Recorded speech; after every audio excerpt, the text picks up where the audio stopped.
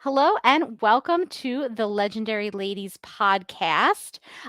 This week we are diving back into the world of Avatar: The Last Airbender, the Netflix live action adaptation.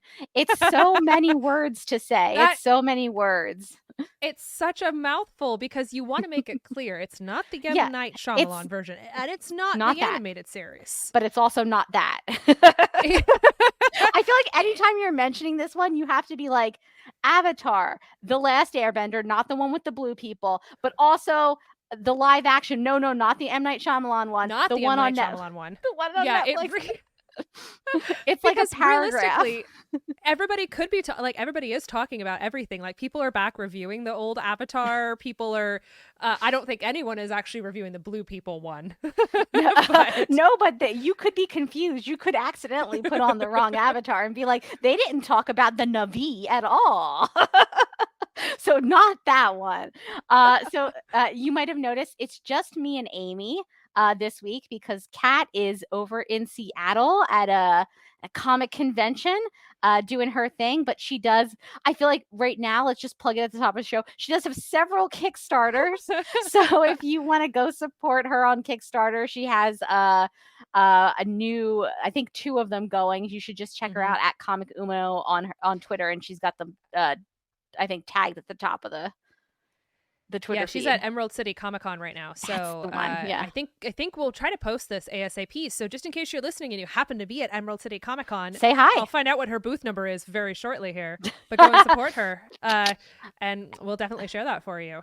And Speaking of support, speaking of support, great segue, Amy. Uh, if you were a Patreon supporter, you would be able to chat with us in the live chat and also get access to this episode early. We are actually thinking about we're redoing the levels right now. And so now it feels like it's a great time to jump on. That's patreon.com/the legendary ladies. And our Patreon supporters can join us in the chat like Danny is now, and they can respond back to us, and we'll respond back to them. And they also often get the episodes a couple of days early because we usually record a couple of days before we post. Sometimes we double record, so they get them like a week early. So anyway, Patreon. Support us. So, without further ado, I think I'm gonna toss it over to Amy because we're gonna start talking about Avatar. So, the last episode, we did a pilot pod. We just watched the first episode of Avatar, like pretty much right after it came out. And I'm gonna be honest, I think we were a little bit harsh, perhaps, on the first episode. But now we have watched the entire show, and Amy has uh, dropped into the spirit realm for a second to just to figure out what's going on over there. So I'm just gonna riff. But anyway, so we only watched the first episode last time. This time we've watched all 8 episodes. So let's see if our opinion on the show is any different. Amy has returned from the spirit realm. We're excited to have her back. the irony of this is that I think that Twitter is actually cursed. Like I think that's what's going on I mean, because I as the think I think second I everybody opened Twitter, on Twitter would agree that it is yeah, cursed. That is the is true. second I tried to open Twitter to get Kat's booth number, my internet was like, Your and internet all was I like, could "No, hear, thank you." all I could hear was Morgan going, and then it just crashed. So Yeah, that's a it pretty was good great. recap of what I was saying. What did you talk about while I was I gone was there? just mentioning that the first episode, which we maybe were a little harsh on Avatar, that Mm-hmm. we did last week, we were only looking at the pilot. We hadn't Mm. watched any additional episodes, so we didn't even Yes. have the context of what the rest of the season was going to look like. I think Amy had watched like 10 minutes. Mm-hmm. 10 minutes of episode 2, and that was about it. Now this episode we've watched all of them, so I think up at Mm-hmm. the top we do just want to say this is going to be full spoilers. Uh, Spoilers everything. spoilers everything. Now, to be fair, this season does follow the animated show pretty closely. So, like, Yeah. that's been out for quite a while. So I feel like please don't get mad at us about spoilers. The general story has been out in the world for Yep. quite a while. But if you haven't watched Avatar yet, maybe watch the season, come back to this episode. If you have, great, because we are going to talk about the full thing this time. I feel like the Snape killed Dumbledore moment is like Yue dies. Yeah, we've known that for many years. Yue doesn't just die. I mean, she's the moon now. She Okay, becomes the she moon. is the moon. Mike and I were having so many jokes about Yue being the moon. We were like, Sokka's gonna kiss the moon. And then I immediately go to that moment in the animated series when he's with Zuko and he's like, "My girlfriend turned into the moon." That's rough, buddy. That's rough, buddy. Like, that is maybe my favorite moment in the entire show. Like the amount of times that like something will happen in like my daily life, and I'll just be like, "That's rough, buddy." I wanted to pull up real quick from the chat. Danny coming through, clutch. Kat's booth at Emerald City Comic Con is D17, so you should go if you are in the area. If you're at the con, if you're listening right now. Run over to D17, say hi to Kat. All right, so we're going to approach this episode a little bit like how we've done before when we've reviewed full series or back when we used to do the Legends of Tomorrow. I considered breaking it down by story A, B, and C, but this is a whole season. So we're going to kind of break it down as follows. We're going to start with our initial thoughts, then we're going to touch on the characters, then we're going to touch on the plot, and then we're going to discuss the what I'm calling, quote, the other elements, pun intended, such as the set, the music, the costumes, the bending style, things like that, because there's a lot to break down. And I really want us to get a chance to talk about, you know, what we really felt with a lot of these decisions that were made. And then if you listen to our last episode, one of the things that I had asked both Kat and Morgan was, what does this show need to do to, you know, kind of step it up for you? What does this season need to accomplish for you to meet or exceed your hopes and expectations for the season? So, Morgan, do you remember what you said? That's so for that answer. You know what's so sad is it was 1 week ago, and I kind of don't. I think I might have mentioned the characters, that they needed to get better with the characters. They needed to develop the characters out, and we needed to kind of care about them. So I think that was my answer. Do you remember what yours was? Yeah, mine was that if they were going to, I wanted to see, if they were going to expand the universe, I wanted to see powerful in canon moments that we've never seen before. So something like when they actually showed the airbenders being attacked in the first episode in the pilot, I was like, okay, you know what? I liked this. So we'll talk about whether or not those hopes and expectations were met. But here it is. This is the moment that we've all been waiting for. What are your overall initial thoughts from this season? How did this season work for you? Yeah. So I think in the last episode, I think we were all a little bit on the harsher side. I mean, I think we all enjoyed the pilot, but we all just nitpicked at it. And I think what we talked about a lot the last time was, why does this exist? Like, who is this for? Why is this happening? Does it need to happen? I think once you put all that aside and just start watching it, I was surprised at how much I just really enjoyed it. What ended up happening for me is that I just got back into the story because it is a story I like, and with characters I like, with beats that I really enjoy. And so once I got past the like, is this necessary? Which I still think probably not. But once I got past that, I was like, actually, I mean, it's not necessary, but it is enjoyable. I had a good time. I thought that they actually did a pretty good job at capturing a like season 1 of the show in a short amount of episodes. I think it works because the episodes are longer.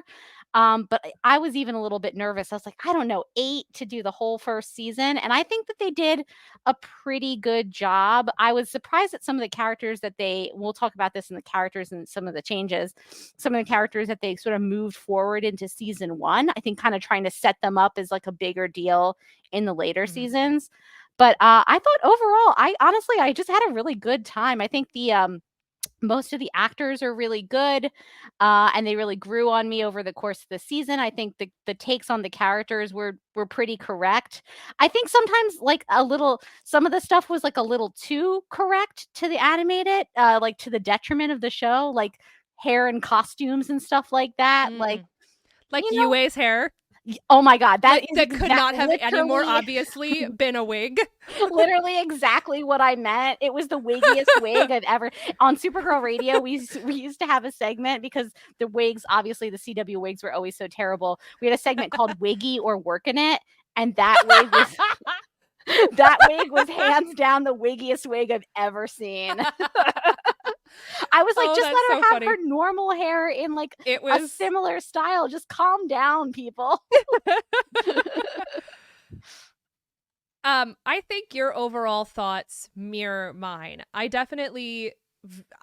ultimately really enjoyed this season. I really enjoyed the show. I had a lot of fun watching this. We are going to nitpick about some things because there are a few choices that I look at it and there's about 3 choices that I go, okay, not great. Yeah. And there's one choice that I consider to be highly cringe, as the kids say Ooh. these days. So we'll talk about the cringe and the meh later on. But overall, I was really impressed with, just like what you said, Morgan, how they managed to pull in a lot of these different storylines to and capture the reality of bringing over almost 24 episodes into 8 episodes. Yeah. And first off, episode 2, Kyoshi Island, that was the one that got me in it. That where I was like, okay, I honestly was like, this episode has to be good.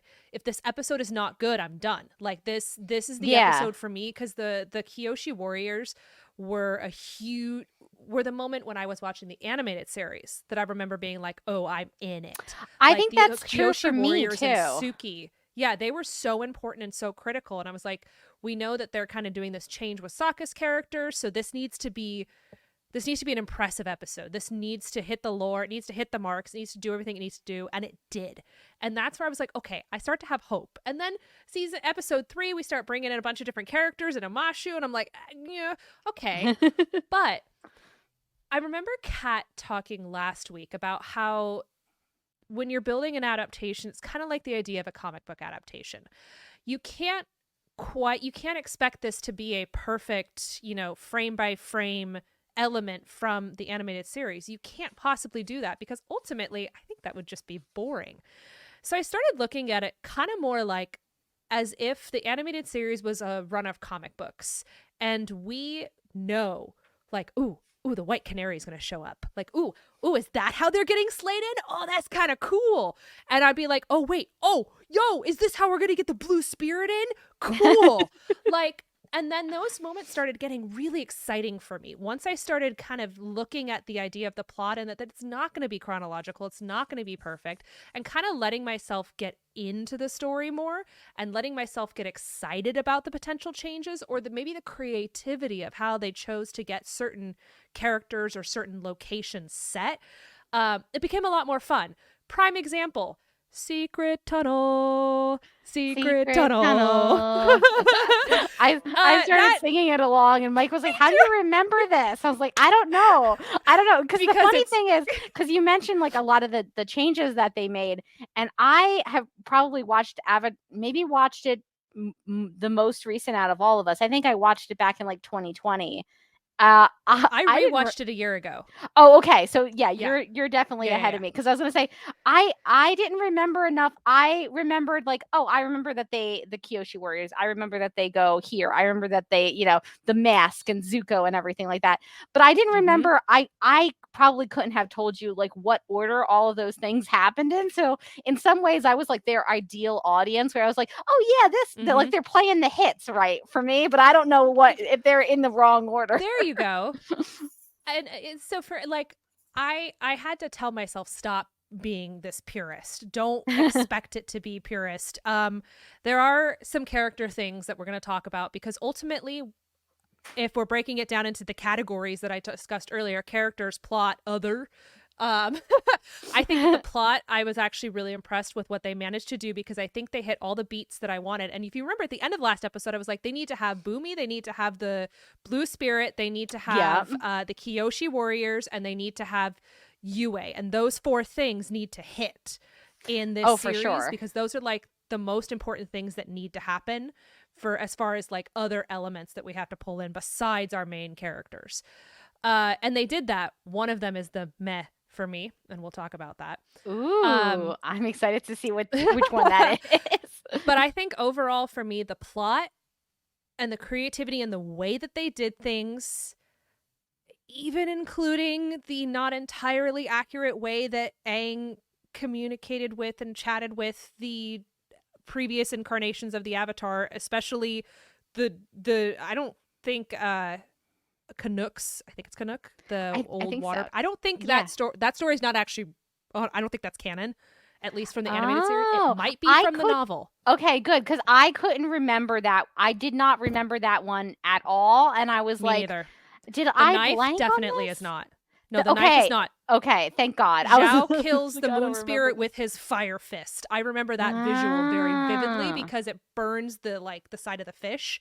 So the whole like stabby stabby. Ksh, I was like, okay, but I don't know why it was necessary. I really don't. I don't. That was a plot point where I was like, I don't think that's necessary because it's actually more graphic than him I burning know. the I was fish. like, no, the koi fish.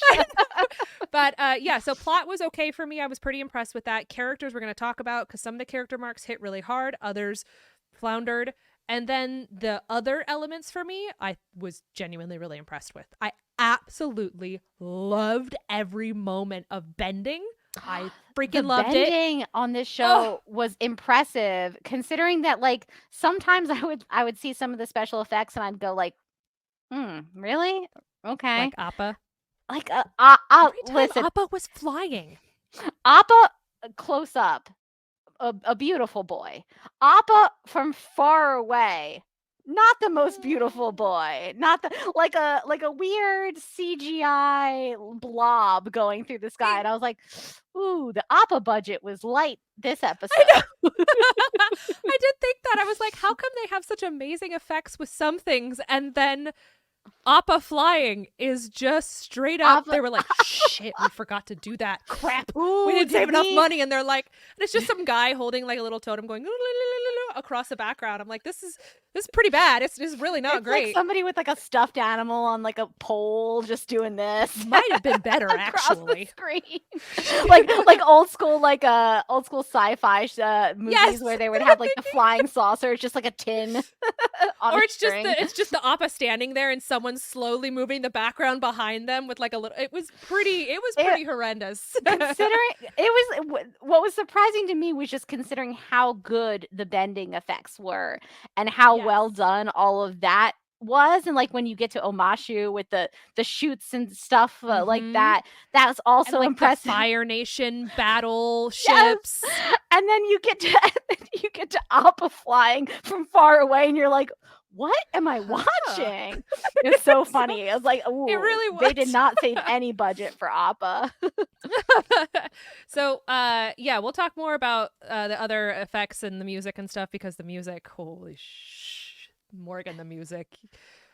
Oh, the heartstrings that this music did to me, and I will tell you why later on. But let's go. Let's hop into the characters.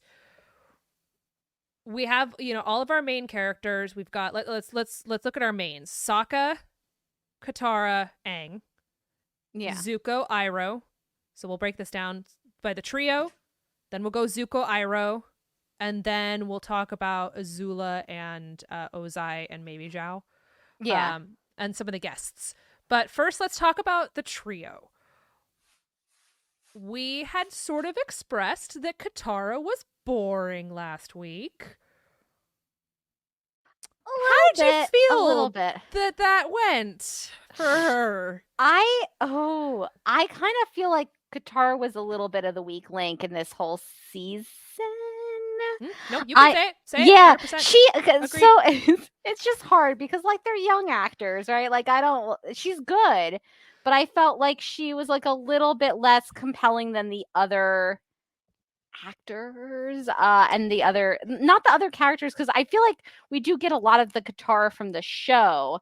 I just felt like there just wasn't something there with her. I did like when they finally get to the Northern Water Tribe and she does the Yes. whole battle with Master Paku. Like that was awesome. Like by the time we got to the end of the season, I feel like I was like, okay, now we're getting these like great Katara beats. But between there, I feel like it was a little rocky with her. Remember how I mentioned early on that there was something that was cringe for me? Yeah. Katara's entire plot up Okay. until the final episode was cringe for me. And here's why. Here's what it boils down to. Katara's whole story in season 1 of the animated series is about her learning and growing as a waterbender. Yeah. Actually physically learning how to be a waterbender, learning what it means, facing challenges and not being able to overcome them, the frustration of not being able to overcome them.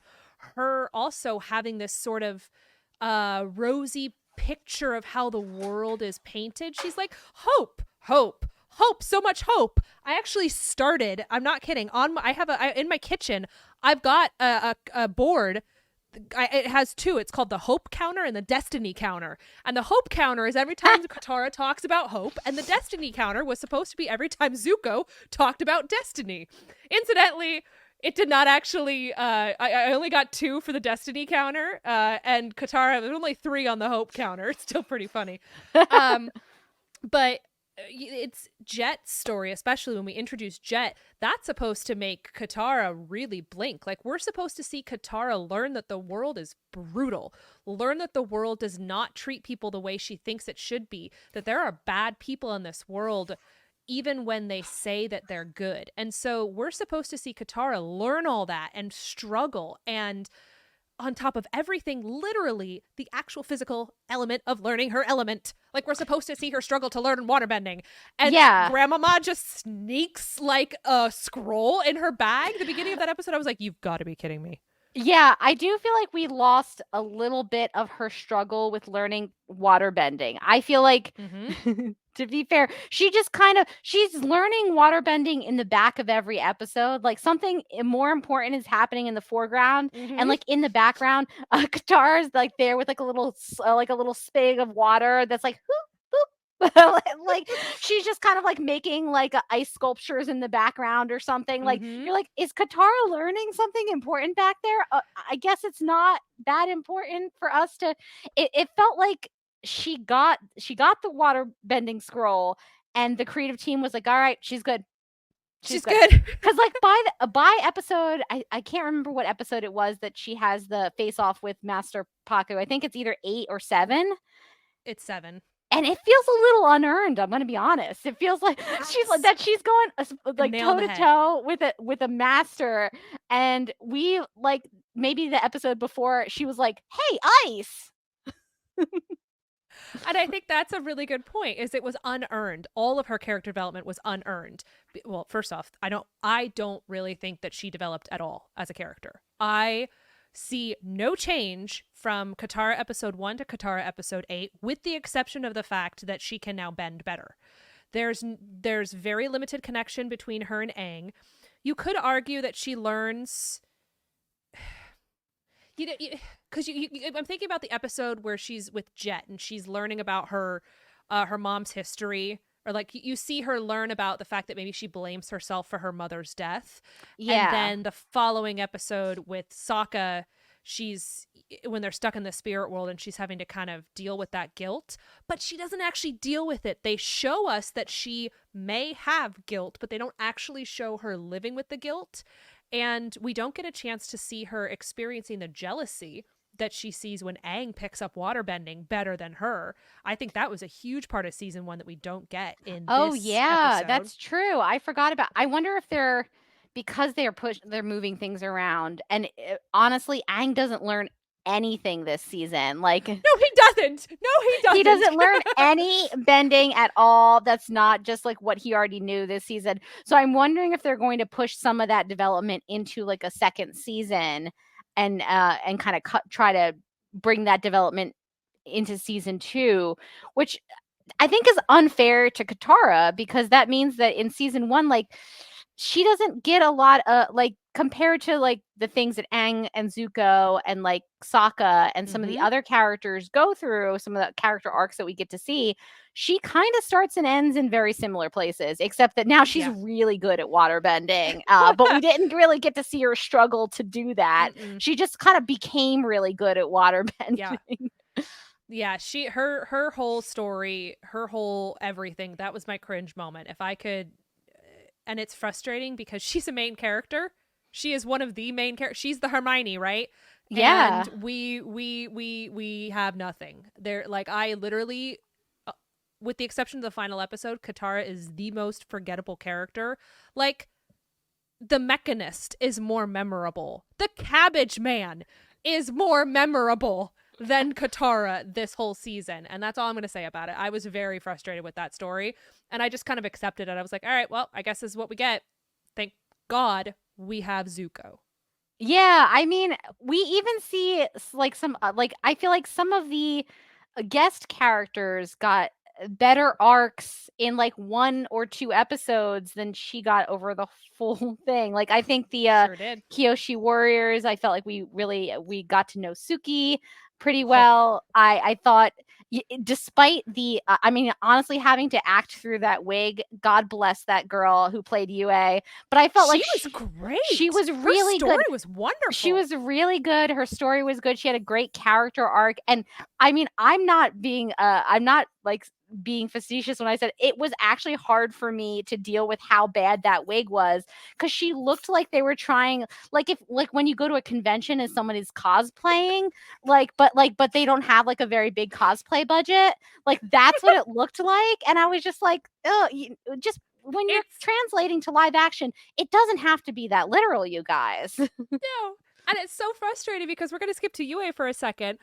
Like, almost immediately I was like, oh, I don't think I'm gonna like this character. She was too stuck up, and then she goes and does this little ice cream thing, and I was like, So oh, I cute. love you. And her whole story was great. They added they added so much depth, and it made her death infinitely more impactful, because it wasn't that impactful for me in the series. In the animated series, never. No matter how many times I watched it, I was like, Sokka, why are you all upset? Literally, you know nothing about this chick. She's uninteresting, and she just kind of floats across the screen. Yeah, And this I one, didn't remember being as attached to the animated Yue as mm-mm, I was to the one in the live action. Actually, I was like, actually, this girl rocks. agreed. That was one of the few characters that I actually think they did better justice to in this one, unlike Katara. And unlike Aang was my meh. So remember, I have three Ooh, mehs. Aang was yes, my meh. okay. Um, I That's kind of a big one, though. I know. I mean, they're I both big ones, but I accepted that Aang was just meh. I was like, okay, he's just I wanted happy Aang. I wanted to see more of the roller coaster whiplash of him being happy and excited and really going to save the world and everything, and then him not kind of recognizing that he can't be like that he's going to have to make these tough choices, because it would make the choice that he makes in the final episode a little bit more impactful.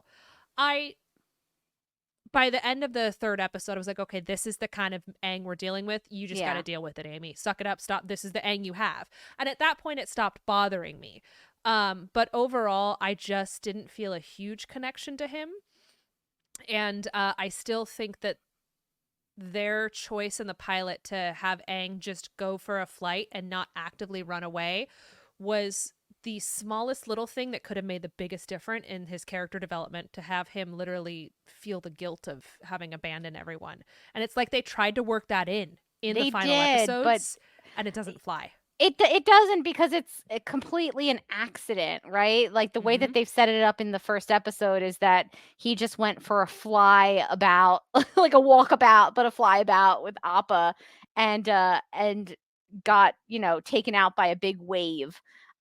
It wasn't none of it was really purposeful. He wasn't really he even I think he even says to somebody before he's leaving, like, I just need to like clear my head. I just like need to take off Mm-hmm. and clear my head. He Yeah. wasn't he didn't He tells even it to do it. Appa. Yeah, Appa, I just gotta go.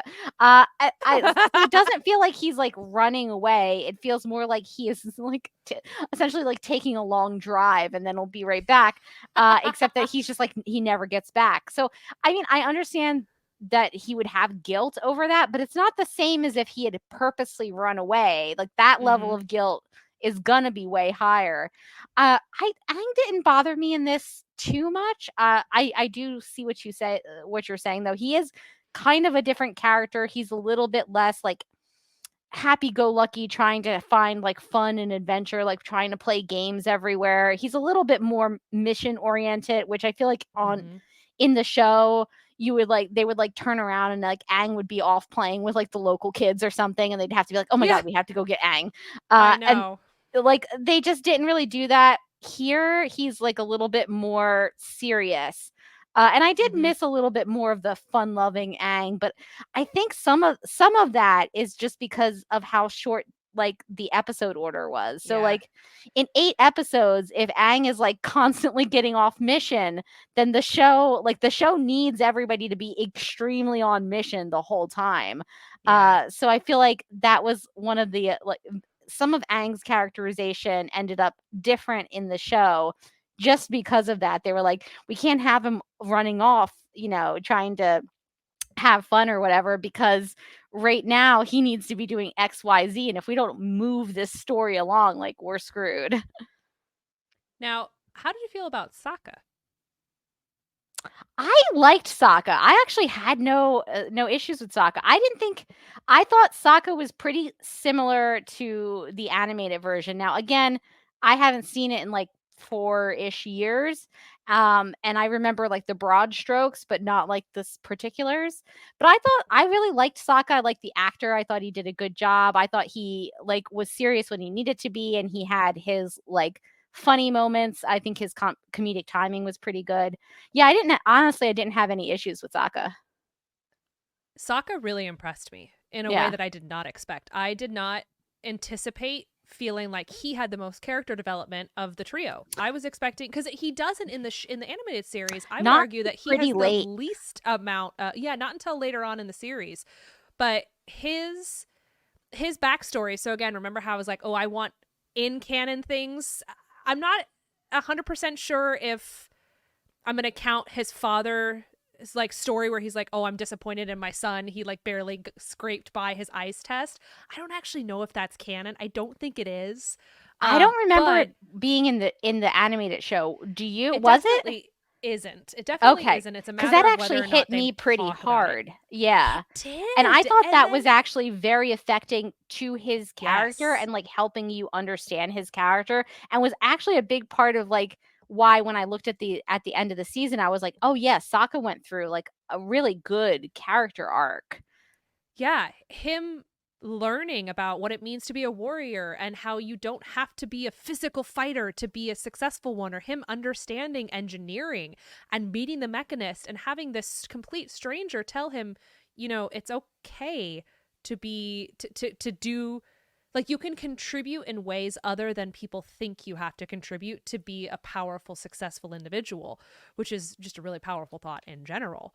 I was really impressed with Sokka, his whole story, and even his like initial, oh my god, this little creature following us Momo moment to the Momo moment in the finale, which, excuse Did me, that happen? So we both sure my doesn't. husband and I screamed when Momo gets hit with that giant rock. That doesn't happen in the animated, does it? Because we were It both like, does not. Momo, no.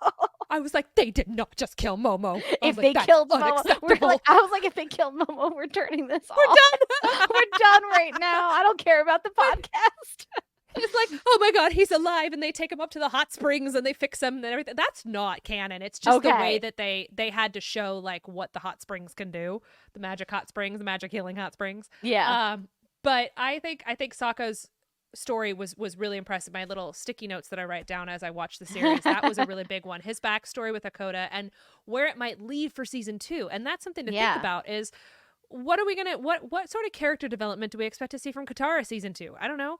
Aang, we have some ideas of where we may go with his character, Yeah, but Sokka, we know that at some point he's going to meet up again with his dad and the members of the White that's true. Lotus, and Yeah. he's going to show them what he's made. And in the animated series, his father's pride at what Sokka can accomplish is a really, really powerful moment.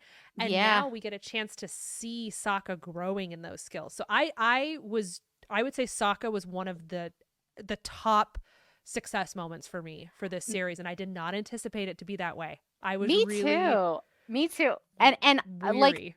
I thought coming out of the pilot, I remember saying like Sokka was actually the highlight for me.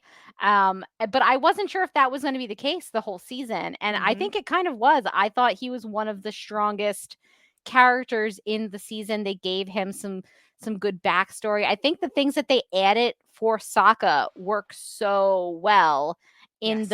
in the season and then in the overall story of Avatar. Whereas like the things that they did with Katara, I think were like decreased her character development in some ways because Yeah, we didn't see her struggle to learn that water bending. it's like Katara's changes cheated her character out of character development, Yeah, and Sokka's changes added character development, 100%. Yeah, which was really good. So, speaking of character development, let's move on to Zuko and Iroh. my boy Zuko. My boy Zuko. Agreed. Let's look at them individually, but then let's look at them as a pair because Yeah, that's a major aspect of it. How did you feel Zuko was? What was your thoughts on Mr. Zuko? I liked Zuko. I thought they did a good job with Zuko in this season. I thought the actor was really great. Mm-hmm. I like that we get to see sort of his backstory on how he got his scar and how he got banished from the Fire Nation. I thought that the Zuko stuff was really strong, and I think pretty much most Avatar fans that you talk to, when you ask them who has the best character development in the entire series, I don't think you're gonna get a lot of fights about it being Zuko, right? Zuko. Because he Yeah. has such a great arc throughout the course of the show. And I like that you see in moments in this season where his character is going, that like even though he's chasing the avatar, even though he's doing these bad things, like in his heart he's not that bad of a person.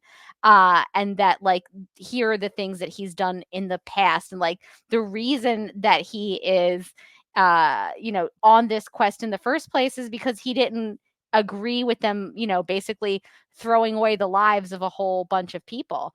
And I thought that like, yeah, I thought that his story was really strong. I enjoyed it a lot. I thought it I can't remember if there were big differences between this live action and the animated version. It felt similar to me. They hit a lot of really important beats and moments pretty successfully. I would argue that Zuko's character was the most uh consistent with the animated series. Not only his character development, but his actual, like, the actor himself embodied this character better than everybody else. The way he held himself, the way he spoke. And there was more than one moment where in the animated series Zuko does this very frustrated scream, like this like really and this actor nailed it. I don't know if he just listened to it over and over and did it in front of a mirror, but the first time he did it I was like, oh my gosh, like this is so good. I was so impressed with this actor and the way that he made Zuko come to life. And I know that in the animated series, they go really heavy on destiny, destiny, destiny, gotta go home, destiny, gotta impress my dad. But they only had eight episodes. And this is one time where I think that them getting a little bit more to the meat of his character faster was important to me. And of all the moments that they added in, in canon moments that I wanted to see that we've never seen before, Hmm. watching him talking with Iroh about Iroh's son, and then Oh, seeing the moment after he gets injured and actually seeing Ozai banish him. Those were two of the strongest scenes in the whole series, but by far the most impactful. But I'm sorry. I lost it. I lost it, I teared up when he Morgan. sat next to Iroh at his son's funeral. Like I teared up. I thought that the both of those actors are so good together and like so strong together. And when he gives him like the little medal that the son had given to him and and says, that he didn't need it because he was already great. Yeah, that part made me really tear up. Danny mentioned that finding out the troops he was trying to save turned out to be the ones on his ship. She didn't think that that was in the animated, and I wanted to It's ask not. you, it's not, right? Okay, I It's didn't think so not. either. I loved that No. twist. I I was head over heels for this whole sequence, this whole story, which is why I'm so upset that my Wi-Fi died then. What I a even time I to even betray you. Oh my gosh, I feel so angered by this because I have been waiting all week to talk about these moments because this was the strongest part of the series for me. Um seeing the funeral of Luten, his son, learning about that regiment that ends up going with him, actually watching Iroh tell the crew, which in the animated series he does tell the crew, here's the backstory.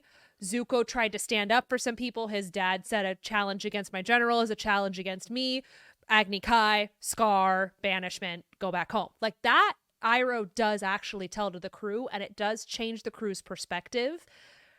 Them making the crew the actual regiment that he saved was So good. beautiful because I loved I loved all that. But Morgan, the hold that the song Leaves from the Vine has on me. So do you know that song? No, I do Okay. not. It's in the Tales of Ba Sing Se, and it's Okay. the song that Iroh sings over his son's when he's at his son's Oh, memorial. no. Yeah, I kind of do vaguely remember this now because that was And I so actually, sad. you know what? I think I'm gonna pull it up real fast. Hold on, because oh no, if I try to do it, my Wi-Fi is gonna die. Never mind. Oh, I right. was gonna try to pull it up.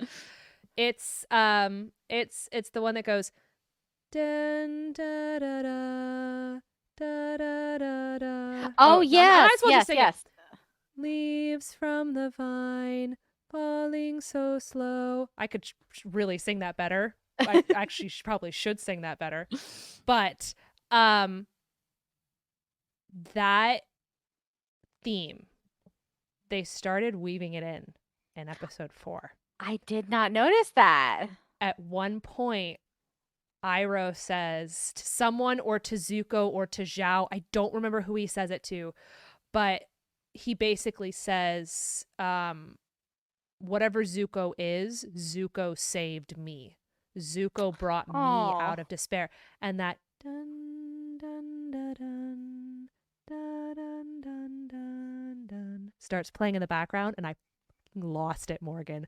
I was watching it and I was like, the theme, the musical theme. And then it comes up again during the funeral scene. Massive, overwhelming, gorgeous orchestral moment. I am a glass box of emotions at this point. Amy's just trapped in that box. Oh my gosh, because this song gets me every time, no matter what. It doesn't matter where I'm listening to it. Someone could start playing it at work and I will turn into a puddle Just of tears. like a single tear just comes down your cheek as Oh, you're working. it's not a single tear. It's ugly cry everywhere. It is the point in Tales of Ba Sing Se where he's singing it because on top of everything, it's really impactful. I don't know if you remember this, but in the animated series, the original voice actor who played Iroh actually passed away as they That's were filming the right. series. And his name was Mako. And in the series, after Iroh is at this memorial for his son and he sings that song, the screen, pops up and it freezes as it does, and it says in memory of Mako. Oh, And it's that's actually right. and it I like do gets you. remember So that. there's so many layers to this song, and them adding that in there and then having Zuko tell him the story about how his son was kind to him and then having Zuko sit Oh. down with Iroh. I was shook, Morgan. I lost it. I was pleasantly surprised. I did not expect to get that moment from this series. I did not expect to get any moment like that. And there ended up being kind of two other moments like that that popped up in this series overall that really impressed me. One, incidentally, was with Katara. When she was like, you have to let us help. And Master Paku is like, let us help. And Katara turns and shows all the women of the Northern Oh, Water that was Tribe. And such I a was like, good one. That was such a good damn. moment. Yeah, Katara had such a good like the last two episodes of the season were so strong for her. It Yeah. was just sort of the all the prior ones that was like tough. But yeah, I thought that she was really great. That even just the fight scene between her and Master Paku I thought was incredible in terms Yeah. of like how cool she was. I was like, go Katara. I don't know how you learned all that or when, but good for you. But also the bending was really cool, just like really Yeah. fun to watch. I think that they did such a good job with the bending in general that all of the different bending looks different because we were watching it and my husband Mike was like, why is Katara always doing this like weird thing with her hands? Meanwhile, like the firebenders are just like and so I had to explain that all of them were based on like different forms of martial arts.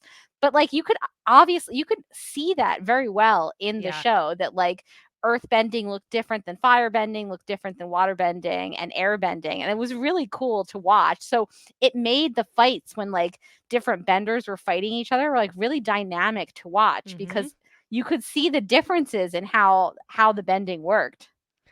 And it's such an improvement over the M. Night Shyamalan one. Just for fun, I wanted to see what it was like. And I watched a clip from the M. Night Shyamalan one. And there's one point where the earthbenders do like this whole stomp routine. They're like, and Oh they send no. literally a little pebble flies across the screen. And I was like, you did all that work for a pebble? Like, Oh my god. it's Danny in the chat hilarious. says, just a reminder, in the movie, it took 6 earthbenders to move it one tiny rock very slowly. 100% accurate. So this one was much better.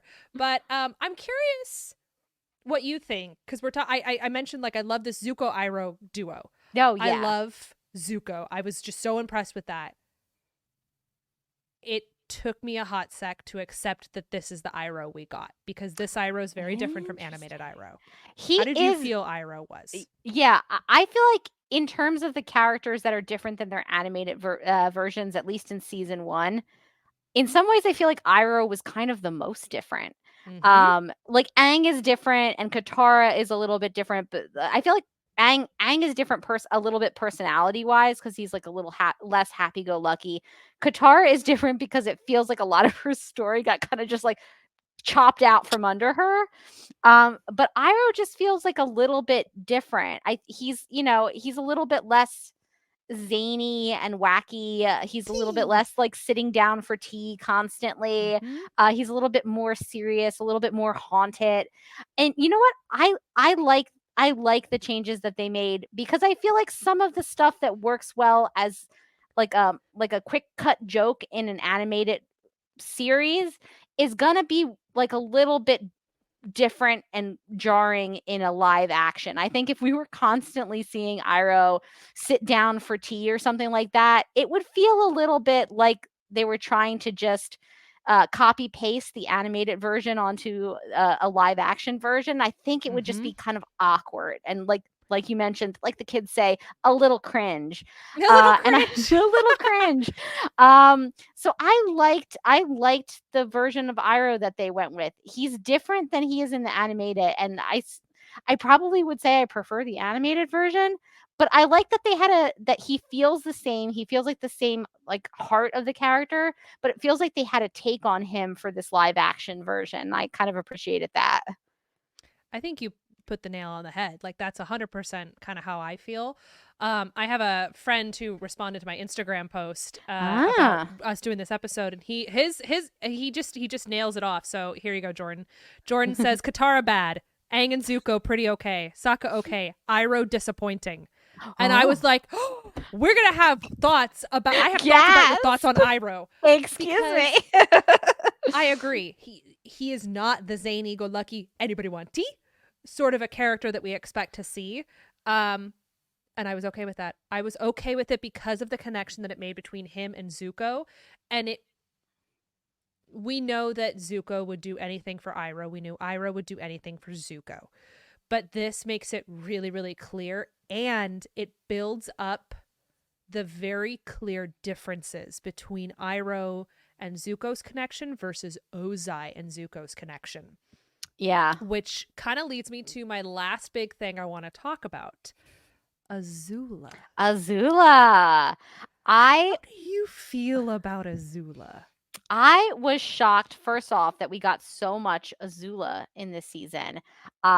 It felt like what they did was they like sort of fished into the series and just brought her forward and brought her up because my recollections are that if she was in season 1, it was barely.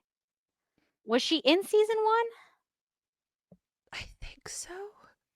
I know her friends, like 100% I know with all my heart that her friends were not in season 1, like May and, I wanna say her name was Kylie. Tylee? Yeah. They were definitely not in season 1. So that's when I was like, I think that she was Yeah, kind no, it's of season 2.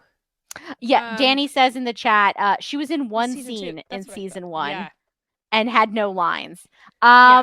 Yeah, she so it felt like what they did was, like, pulled her forward. I think Mhm. it made me really interested in what changes they might make going forward because it feels like they want her to be a much much bigger deal in Yes. this live action version than she was. Not that she wasn't a big deal, but she doesn't become like a major character, I would say, until like season 2, season 3, whereas in season 1 she apparently just like appears in the background of a scene or something. She's like barely there. Whereas here it turns out she's like the puppet master pulling the strings. And like I think I understand from a story perspective why you'd want to pull her forward. She's a great character. She's really dynamic. She's really evil. She's a little scary. And she's the sort of the dark mirror of Zuko. I think she makes his story work even better because in some ways doesn't go through that or doesn't go through as much of that transformation as he does. Like she just kind of stays bad, or she has an opportunity to change and she just goes like, nah, I'm good. um so I like them setting her up kind of early as being, we see Zuko already starting to go through this change, and we see her going through a change, but it's like seems to Mhm. be in the opposite direction. She's like Yeah. getting more power hungry. She's getting her schemes are working out for her. And I like the idea of them having her as sort of like a secondary big bad in a way, where it's like, yeah, Fire Alert Ozai is scary, but have you met Azula? and she has to be like, she has to be scary and kind of crazy.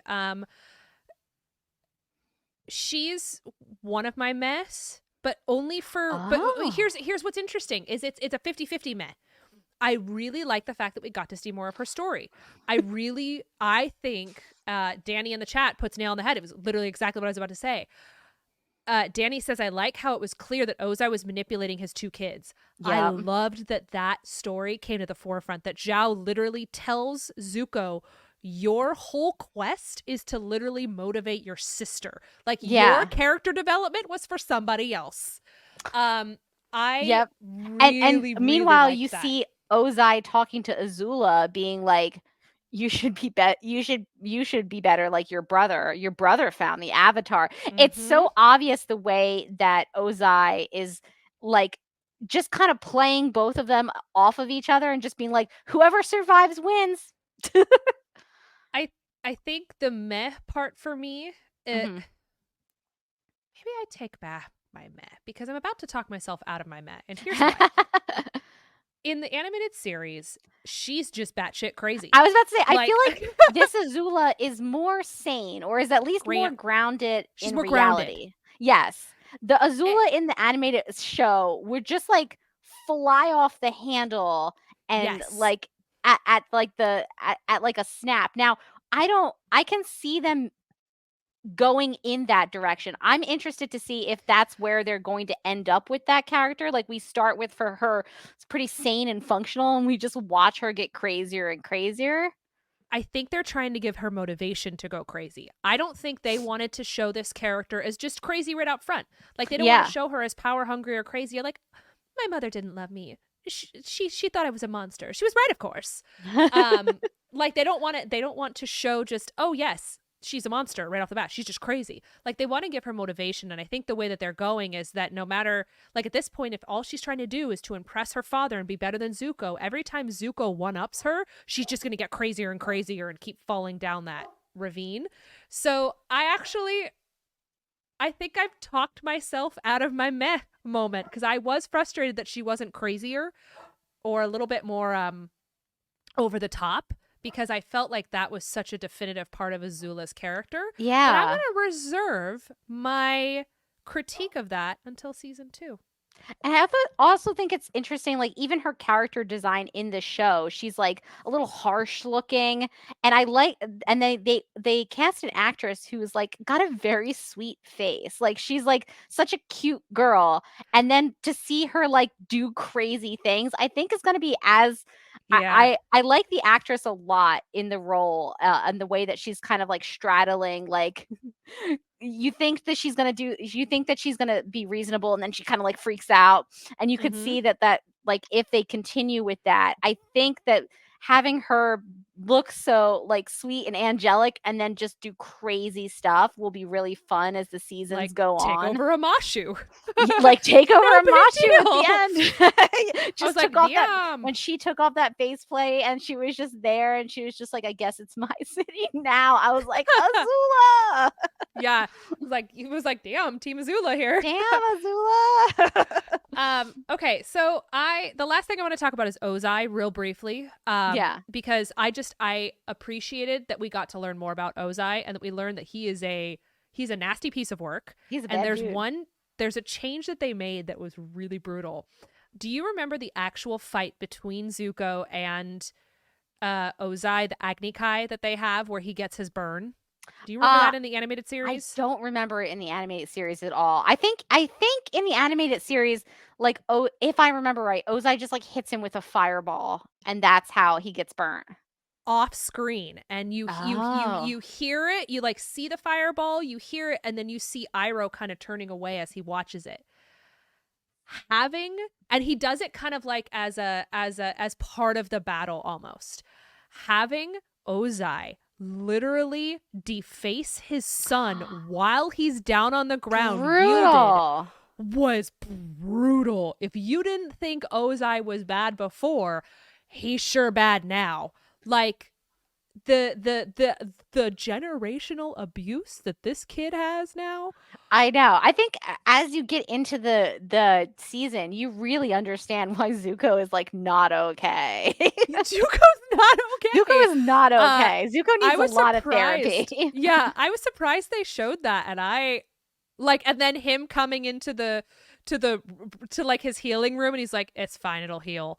Like it was pretty wild, and I was very impressed with that choice that they just went all Yeah, out with it.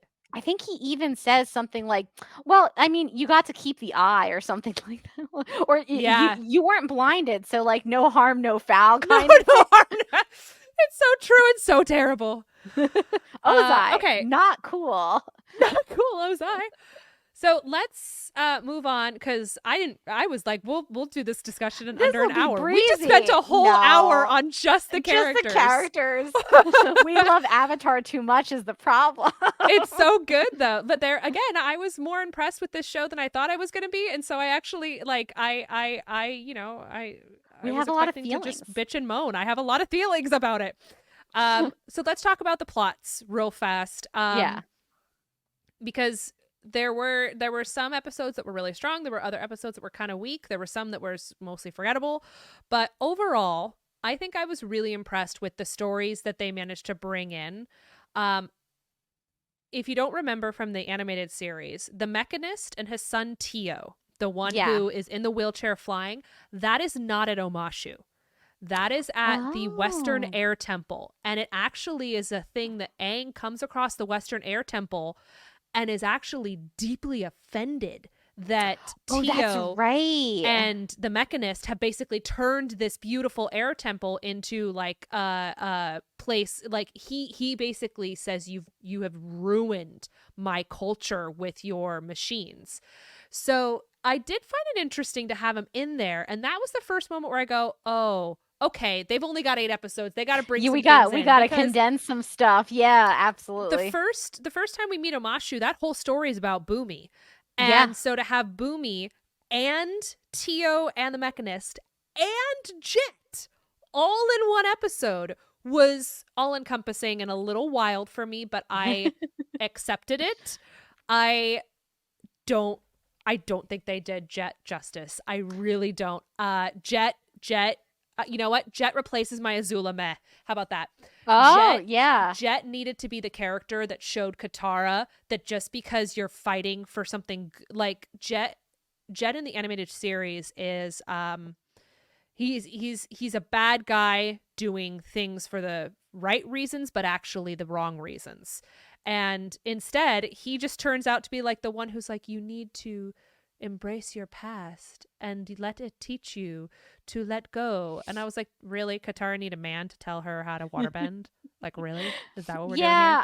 Yeah, yeah, the jet stuff I felt like could have been more impactful if they spent more time on it, because I do think that there was just like in the animated show, it's like, the show is a very heavy critique of war, Yeah, it's a children's animated that's a show, really but good point. it's a really, it really is about war and how awful it is and how it makes you do things and make decisions that you would never normally want to do. And so Jet, I thought, was a really impactful, him and his, like, sort of merry band of, uh, freedom Misfits? fighters. Yeah, the Yeah. misfits.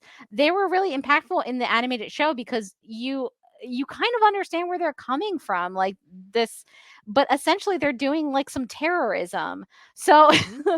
I feel like because it was smushed in with Boomy and with the The Mechanist and Mechanist. Yeah. all of those storylines, it just doesn't have enough time to breathe and be this, like, measured critique of, like, the horrors of war and, like, the ways that different people deal with it and, like, the sort of the gray areas of, like, if you do a bad thing for, what you think is the right reason, does it make it right? Or, are you still or is it still very wrong, And what drove him to do these things and kind of like I feel like there's really a big meaty story in there, but it was really smushed in with It was a also and also definitive to your point with Katara having to go through to get through some of her trauma with her mom. So I don't think that there was like enough time for them to really get into all that in that episode. it was definitive story C that should have been a story A.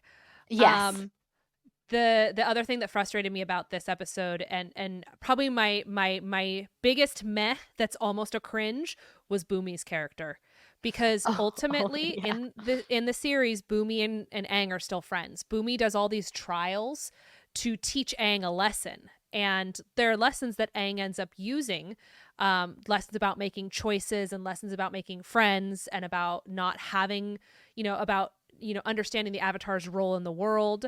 But in this series, they made Boomy openly adversarial the whole time. There was no resolution at the end. By the end of the episode, Boomy still hates Aang.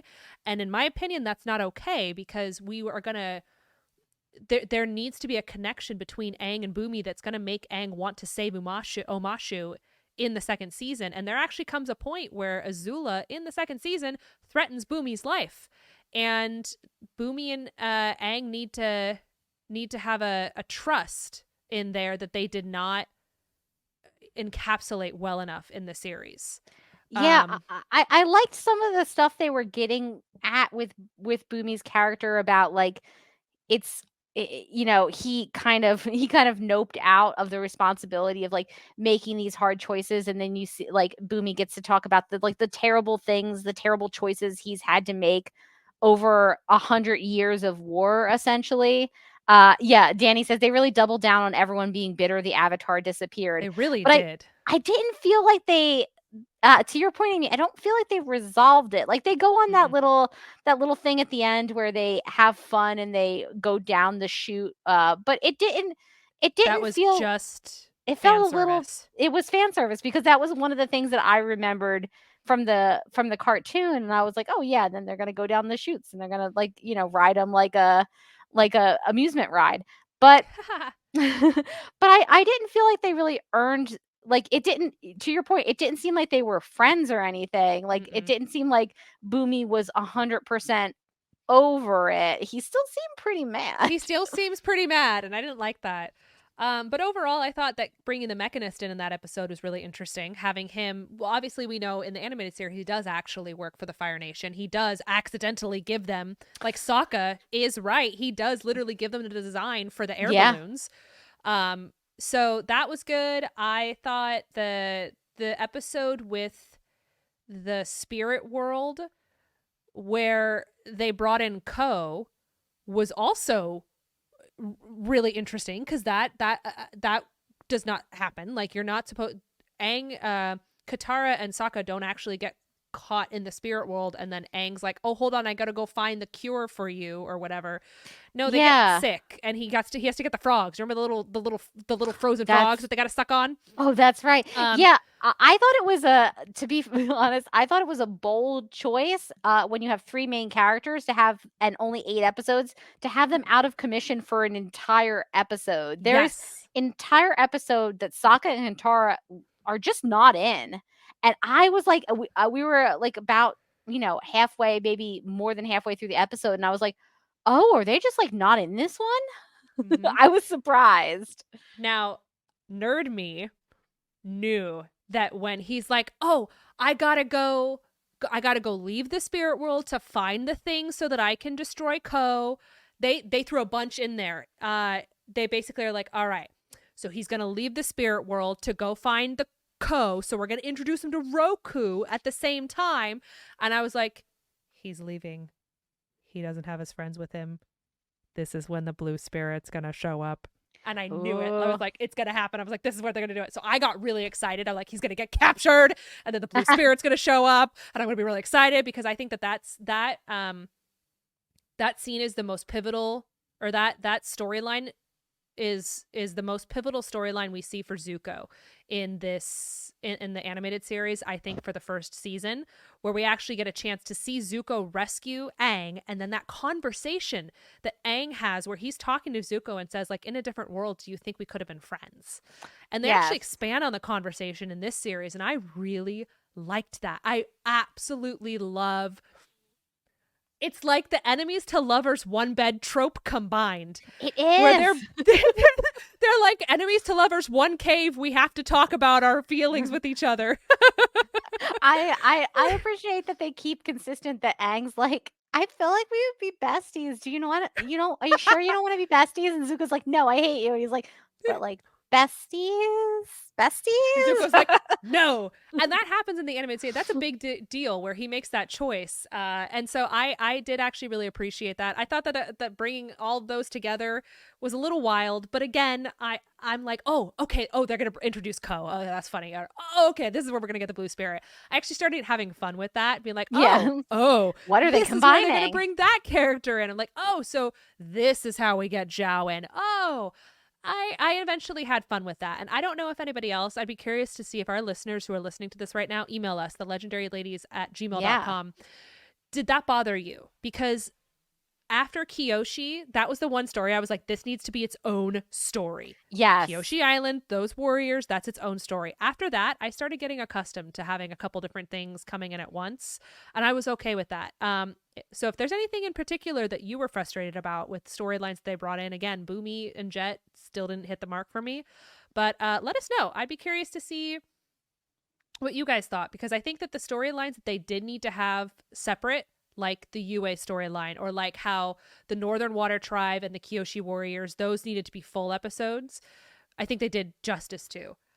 I also Yeah. like, did you catch the moments where they're referring to events that happen that were episodes where like they were I the don't people in the know if I bar. So there was a caught point the people that. in the bar are like, yeah, we heard that like the Avatar literally traveled across a canyon crawling with canyon crawlers. Well, that's the whole canyon episode. Oh, that's There's another point right. where and they rescued a whole group of earthbenders. There's an episode of that. So they kept throwing in like, oh, we like throwing in little nuggets of like We had clearly to this stuff has skim we happened, had to skim past that. We don't have time for that, but but it it still happened. happened. But it happened. Uh I do also like I was glad that they didn't skip out on the one character, the bounty hunter girl, whose name I never remember, and Yes, her I super I cool actually dog I creature. it's so funny that you mentioned that because I had just Googled, Avatar: Last Bender bounty hunter. Did Uh, you? I did. Her name was June. I wanted to because Oh, I was thank you. also gonna say I really liked her character, Yes. in this. I liked the role that they gave her to play. It made a lot of sense, and I liked the actress. I thought the actress was great and also very cute. She's great. Uh, can we talk about Suki for a second? Oh, Suki Like, girl, girl. girl, like With I'm the straight, makeup, and I was like, without the makeup. dude, like, oh, I was like, damn, and I was Damn not the only girl. one. I was like, damn, girl, Damn girl. she's I gorgeous. got what Sokka saw in her. Yeah, um, the casting was great on those two characters, especially because both of them are only in I think like one episode, but they make such a mhm, big impact. You're like, oh, yeah, that character is so cool. I hope they come back. yeah. And Danny in the chat brings up that she really liked the scenes between Iroh and the Earthbenders, which are also not canon, but they're Oh using it to yeah. tell Iroh's story about taking over the Earth Kingdom. And again, to your point earlier, Morgan, kind of talking about the complexities of war, and the trauma that it leaves the people who have lived through that. I really hope that they touch more on that in the following season, and I think we're definitely gonna get it. There is no Yeah. war in Ba Sing Se. Mhm. Do you Yeah, remember that? I don't know that I do. Ooh, Ooh, I don't know that I remember remember when that. they get to Ba Sing Se, and the lady is like, "Welcome to Ba Sing Se, where there's nothing wrong," and they're like, Oh, that's there's literally a right. war outside," and she's like, "There is no war in Ba Sing I Se." forgot about the oh my god, yes, I forgot about the I'm Boston Sand excited for stuff. That that. stuff is insane. Yeah. That No, stuff is crazy. I think that they if honestly, I wish that they had had probably like 2 to 4 more episodes in this season because I think it would have let things breathe a little bit Mm-hmm. more. But I do think that in the time that they had, they hit the themes of like war is hell essentially pretty well. Like that scene with Iroh and the Earthbender, I feel like that really gives you like a good perspective on how bad this war is and how like Mm-hmm. you as an audience member love Iroh because you spent a lot of time with him, but he's like kind of a bad dude who's done some pretty bad things. And he's trying to redeem himself, whereas Ozai, like where they added a bit in there where at the very, very, very end, where one of his generals is like, so yeah, you got a Mashu, but do you realize you just lost thousands of troops and 100 ships up in the north? And Ozai's like, it's fine. We're still Yeah, he's gonna like, win. whatever. He's like, Whatevs. whatever, their sacrifice was required. And I was like, damn. I know. Um, He's like, my crazy daughter had this great plan. I know, right? He's like, nah, I sent her to like win my war. And they're literally like, Zuko may have been there. He's like, if he's strong, he'll Eh. survive. And I was like, Exactly. damn. He's like, oh my God. And I will say again, Ozai, you're just a to bad dad. continue harping on how much I love Zuko, in the animated series, the line that gets you is at the end when Zuko says, I'm tired. And then having that line still exist in this one. I did like the lines that they chose to keep. I think were pretty powerful. The ones that they were like, these are the lines that have to be said. Yeah. Where Zuko saying, I'm just tired. I just want to rest is so powerful and so relatable.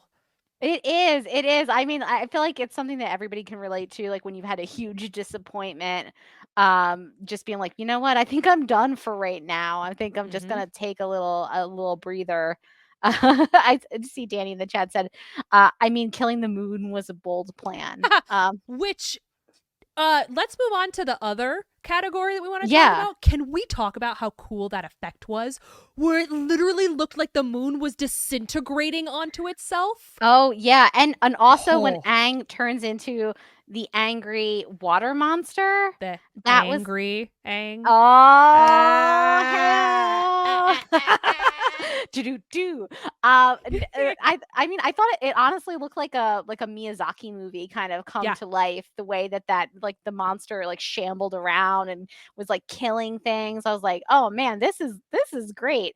I didn't the moon kind of like disappearing was really cool. The red filter all over everything, that I was less enamored with because it was like a little painful to look at.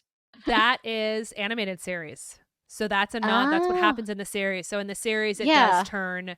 It turns everything red when he's holding it, and then black when the spirit is dead. Yeah, So they kept that. I wish that the red effect was a little bit better looking. It was just very strange and like Mm-hmm. sort of washed out as if they'd put like a red filter over everything instead of like lighting things with a red Mm-hmm. light. I don't know how to describe it. I was just like, Yeah. "Oh, I don't like this red light effect." No, Like it was a little it much. needed to be in there, but it could have been different. It could have been different looking. It was just kind of like ugly looking. I was like, "Oh, we could have filtered this a little bit better." It's like somebody I put just like a Valencia over the whole screen. uh I think that kind of puts a cap on some of the effects in general. Was like, ooh, that was really good, but there might have been some options that were better. However, I will say 90% of the effects were really impressive. There were definitely some fight sequences where you know that they filmed in the volume. So I did a little bit of research into this because I people started talking about it and I'm like, I don't know what this means. And so basically they film on a sound set with a green screen, but they actually Oh. have, so the green screen is still green screening, but as you're Mhm. playing it back right there in Video Village, as the director's watching it, they actually already have the stuff up, so it's animated ahead of time. Oh. So even though the actors don't see, they just see green behind them, Uh-huh. in real time as they're creating this scene they can see the background and can be like, oh no, you need to look a little bit this way because that's where the moon is. Oh. But it Whoa, makes it, that's cool. it's cool, but it makes it obvious that they didn't build a lot of the sets, that a lot of these sets are Mm. CGI. And some Yeah. of that's really cool. Like it was really, really cool to see um Omashu basically be a really impressively rendered version of the animated one. Or to see, I thought that the the area where the spirit water was, the magical warm oasis that they had Oh, in the yeah. Northern Water Tribe, I thought that was gorgeous. At one point, I paused it and looked at it and was like, this is stunning. Like, this is so pretty. I think that the sets were just so spot on. I was so impressed with the Fire Lord Palace where they were having the war Oh, meetings. yeah. The sets to me were hands down one of the best parts of the whole series. Even though obviously, like, you know, when they were filming the moments where with when they were outside in the fire palace and they were like battling between Ozai and Azula, and you're like, well, Yeah. clearly that's a CGI background. That was annoying. But Yeah. otherwise, I was like, they're just trying to be fair to the animated series. I'm like, I get what you guys are doing. Otherwise, I was really, really impressed with the sets. I thought the ships looked The great. ships I thought did the look great. effects with the ships were great. Was there anything that stood out to you about any of those effects or sets? It just to me, like, one of the challenges of, like, turning something animated into something live action is that, like, when you have animation, the budget isn't really a concern in terms Yeah. of, like, "We're gonna blow up this building," like, you're not really, it's animated, like, there are obviously budget concerns with animation, but it's, like, not that. So sometimes I'll be concerned, like, "Oh my god, is this gonna look the same? Is this gonna look the same?" Like, I thought everything they pulled it off very well. Like, Mm-hmm. Omashu looked amazing. You know, the Northern Water Tribe looked really, really Gorgeous. good.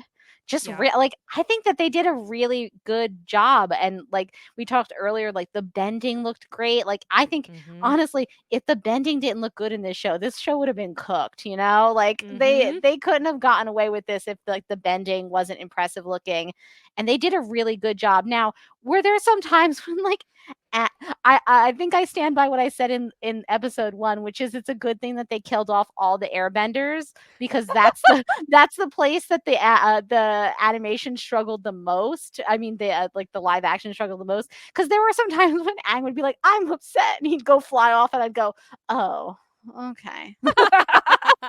I It's not the I flying liked effect all over again. It's like they can, like, recreate these beautiful scenes from the animation, like, create whole societies, but they can't, like, realistically like, make the character look like he's flying, like a thing that they did back way back in, like, Superman. Like, I come on, guys. They do that on Yeah, CW budgets. You can do this. I like that they made the bending really realistic in that there were stakes to it. You got burned. You got skewered by an icicle. You got trapped under rubble.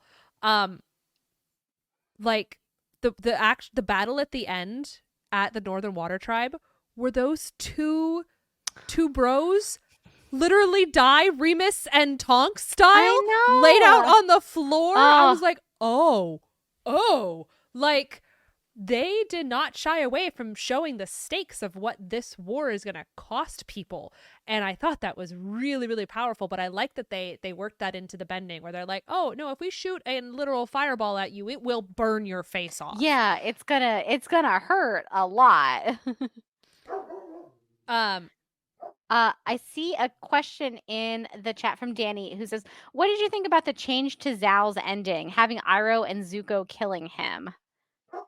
I will Now, I point don't out, yeah. Iroh killed him. Zuko Yeah, did that's not. true. Zuko did not. Zuko, like, turned his back and Iroh, like, took him out.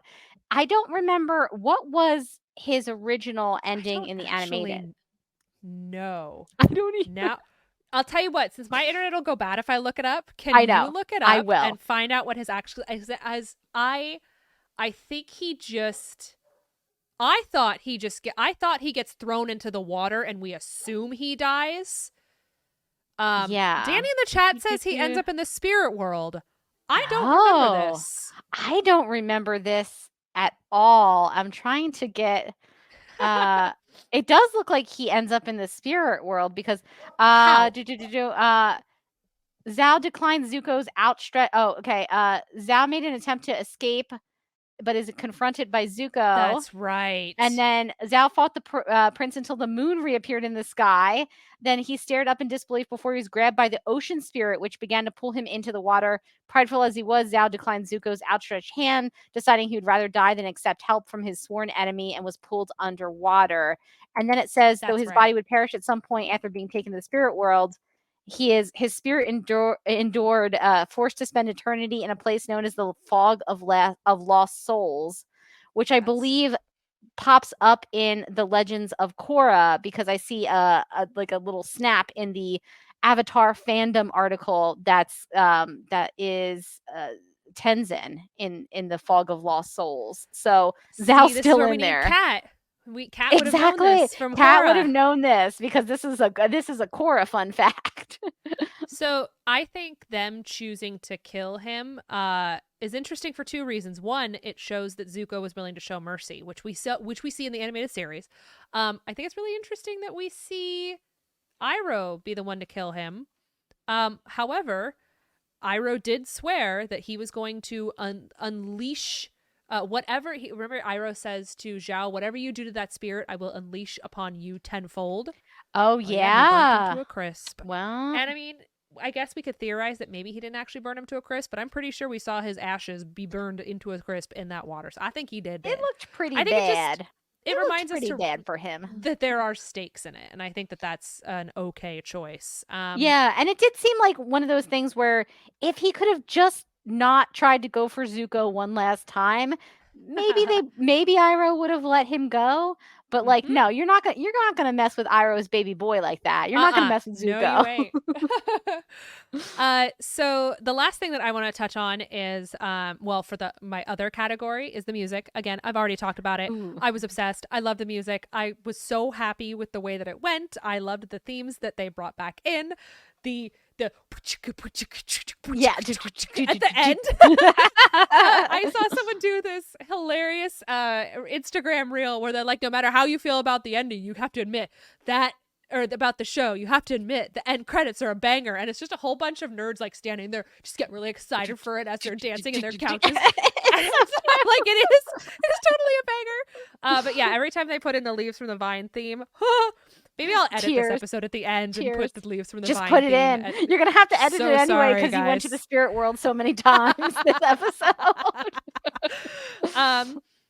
But yeah, I was really impressed. The costumes did not impress me.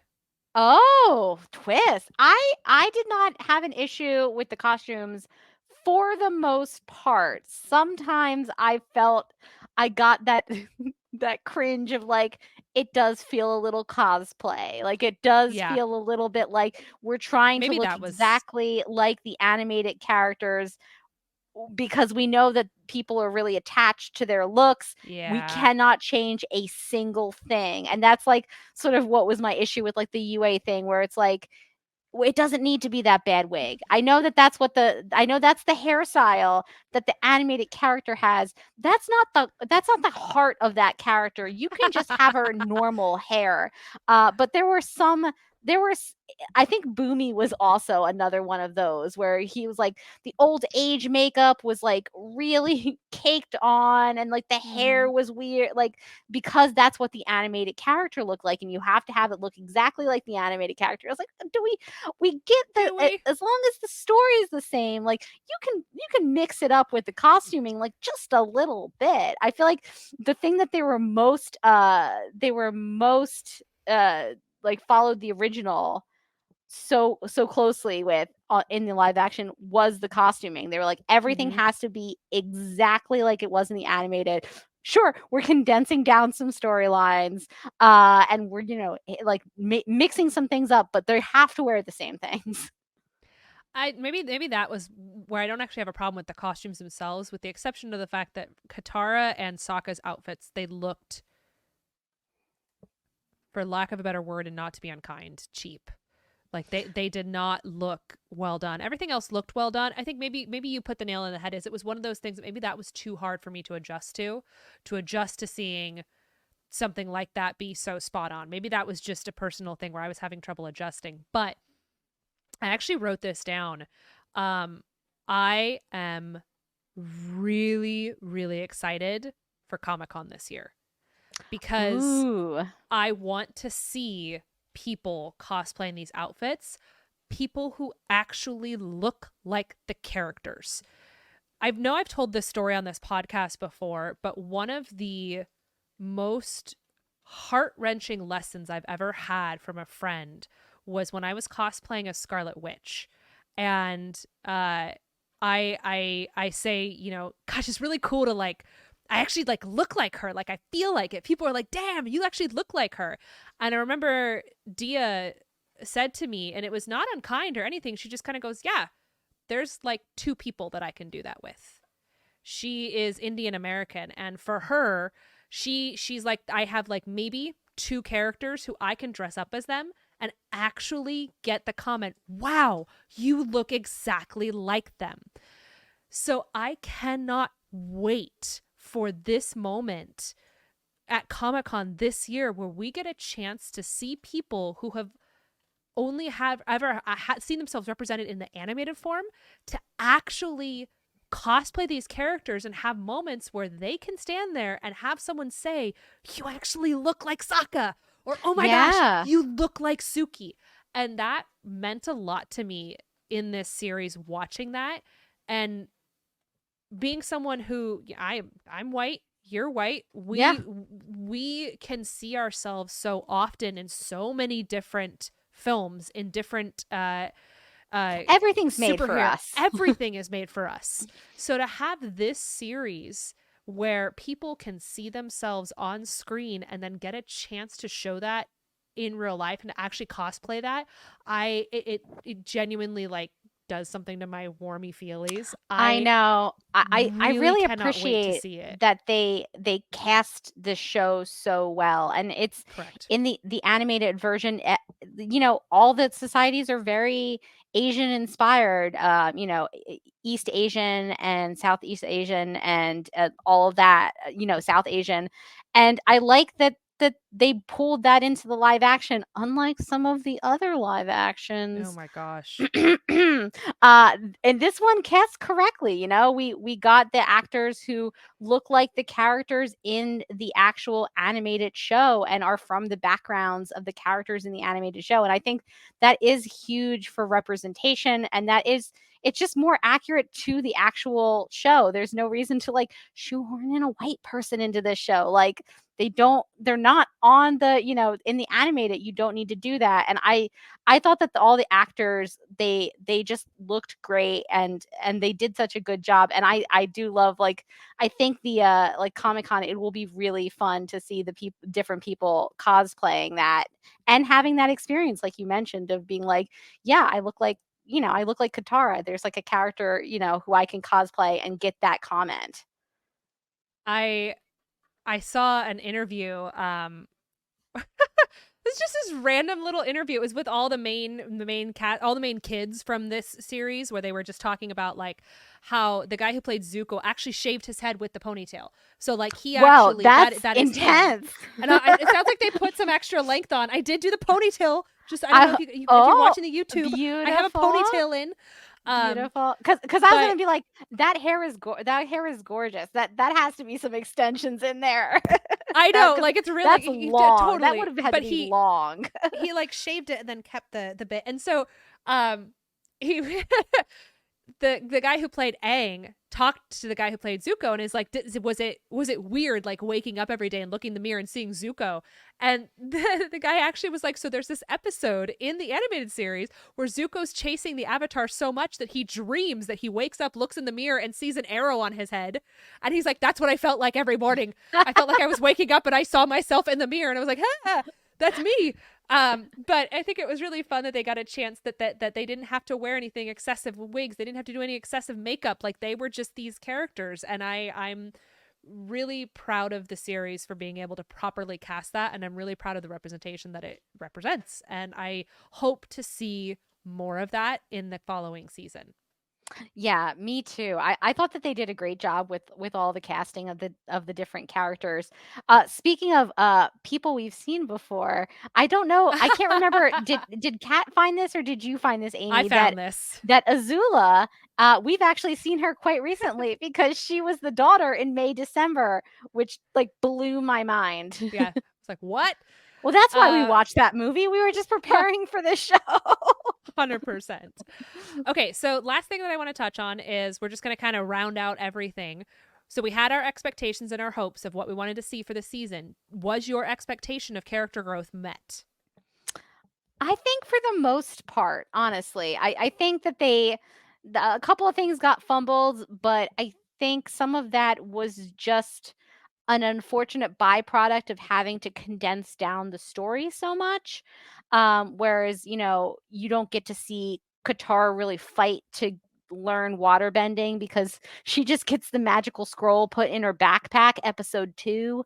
But Backpack, backpack. I Sorry, I think literally like I went straight to Dora the Explorer. Like I had this, she says, you're like, oh my god, show me a water bending scroll." you were like activated like a sleeper agent by me saying backpack. So true though. And yet I know no Spanish. I cannot add any Spanish in here to make this funnier. No, I know very very little from from high school. But yeah, I think Katara was probably the one who the got it the worst in terms of character development. Everyone else, I thought that they did like a pretty good job, and some of the ones that they changed made me interested for where they're going with those Mm-hmm. characters in the future. And by that, I'm mostly talking about Azula. I wasn't expecting to see her this much in season 1, and I think that the fact that they made her so prominent and made her like a puppet master is super interesting. And I think that they're going to probably go some interesting places with that character in the rest of the show, especially knowing that, like, I looked up some articles about Avatar right after I finished and found one article. I can't remember like what publication it was, maybe like Screen Rant or something, about the creators talking about what they would have done in a season 4 if they had it. And one Oh. of the things they talked about was that they would have done a character arc for Azula, redeeming Azula, very similar to what they did with Zuko. So part of me wonders if they might end up ultimately going in that direction over the course of the show, given that they're making her so prominent now. There is one of the comics that goes into that. Um, Ooh. as they, it's after the search. It's after the one where there's a comic series where they go and they try to find Zuko's mom. Mhm. But then there is one where I don't remember what it is, but they have to like they have to have Azula's help, and they're like, you can literally sit here and rot in prison, or you can come help us. And she's like, I'm self-serving. I'll get myself out of prison. And she semi redeems herself, and I don't remember which one it is. I'll do a little Love research. Azula. We'll She's literally so just go crazy. pull it off. She is just crazy. She's so Um, good. my expectation, where I was really hoping to see uh canon moments brought to life that we've never seen before. I think that was not only met but exceeded. I think they did a spectacular job, specifically when they're talking about um Zuko and Iroh's relationship and seeing that Mm. history. I thought that and all the stuff related to Zuko's backstory was very impressive, as well as seeing the other moments with like learning about how his crew was connected to the 41st Division. I thought that was really impressive, or the 41st Regiment.